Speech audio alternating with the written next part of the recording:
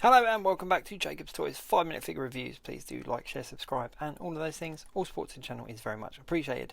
And in this video we're going to take a look at the builder figure, who is obviously an integral part of the Reavers team. So BoneBreaker, here's the back of the box and it shows you the 6 figures that make up the builder figure. Wolverine being the figure that doesn't come with any builder figure part. Now this, I must admit, is the most fun I've had with a builder figure in quite some time, just because it's very reminiscent of those old builder figures that have loads of parts and you have to put it all together.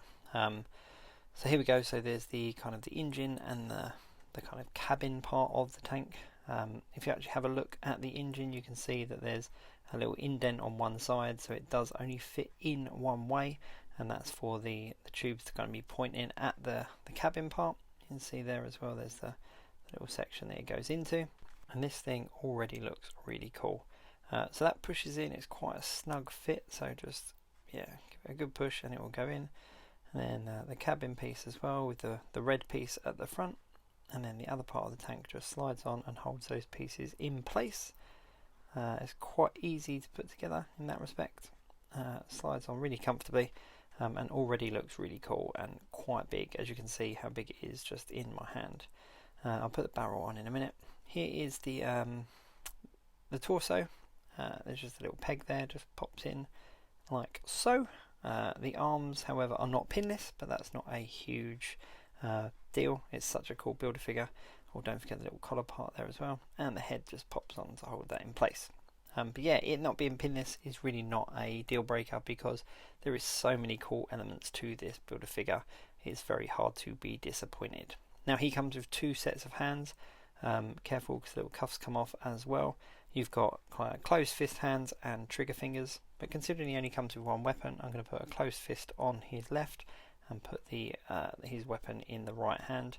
It's a really cool gun, really big. I don't remember seeing this with any previous figures, so I think this is a new gun. And as you can see from this video, the builder figure really goes together quite easily. There's no real complex parts or bits that are falling off. You do have to work the fingers just a little bit so that you can get that in. I'm going to have to open his hand up a little bit so you can get his finger on the trigger. It really annoys me when people put the guns in their hands and don't put the fingers on the triggers. They're just kind of, flopping around there.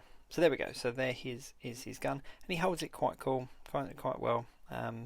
It's not that heavy considering it's a large weapon. These 2 barrels here fit on the back, and you can see there's a peg on the tank and a peg hole. So you've just got to match the peg holes up to the pegs on the tank itself. Now while I'm sorting those out, let's just talk about the Reavers. So the Reavers are really a massive production of the late 80s, early 90s. Chris Claremont was the first to put them together, and they are basically a bunch of it's like a group of half cyborg, half people. They're like a gang of just terrorists, basically, that just go around sort of causing trouble. We've already had Donald Pierce in the Hellfire box set. He's one of the leaders, and we recently had Lady Deathstrike. We had a new version of her in the Supervillains wave. Oh, don't forget this little kind of grate here that goes on the bottom. Put that on before you put these barrels on. So we've had those 2 members, but we also had Skullbuster, who came with a Reese head. So technically we've now got 5 members of the Reavers, which is a really good setup. I think I'll be putting BoneBreaker with my Skullbuster and my custom Reese that I built around the head that came with Skullbuster, as well as Lady Deathstrike up the front as their leader. I don't know what you'd put in this little bit at the back. Maybe weapons or something. There's also a couple of pegs on here as well. You can see the one just to the left hand side. So I suppose you could stand one of the figures on there as well with quite a bit of ease. But yeah, all in all, he's a really cool figure. There is a hole in the end of the gun, so if you've got any of these blast effects, you can actually put them into the barrel of the gun just like that. And there's also a gun on the front of the tank as well, with a slightly larger hole. So if you've got any of the effect pieces from Iron Man, you can actually fit those in there as well. Let me just grab one.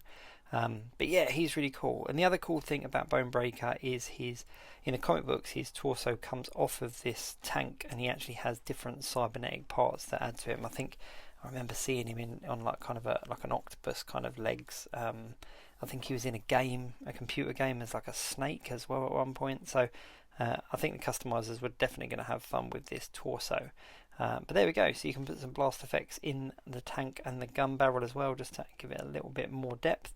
But yeah, all in all, he is a really cool, solid 10 out of 10 builder figure in my opinion. Do check out my page for a few more videos on the other figures in this wave. But yeah, please do like, share, subscribe and all of those things, and I will catch you next time.